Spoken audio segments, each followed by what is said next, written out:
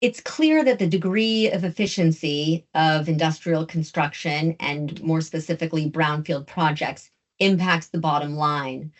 Why are data standardization and master data management so important to that end? Okay, so it's clear, construction projects very often face challenges due to misalignment between engineering, procurement, and construction, as well as maybe the unavailability of materials and drawings at that required time. These inefficiencies result in the accumulation of non-value added time and idling, basically, and reducing the overall productivity.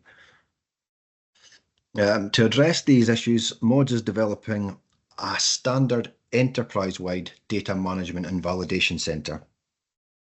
And it's integrated with a construction project management software suite.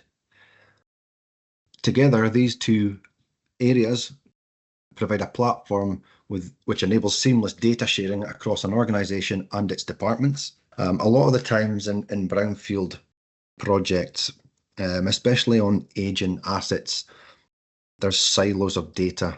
There's historical data that all needs to be pulled together. And it sometimes can be difficult to make sure you're working with the latest information. So what we are trying to address with MOD software is to have this centralized single source of truth through our master data management hub, and having the validation to make sure that the data you're working with is correct and it's the latest. Data standardization clearly translates to greater levels of project efficiencies. What should companies be doing now and in the future in pursuit of greater degrees of standardization? I believe at the moment, most organizations are having a big focus around their data management, the quality of that data.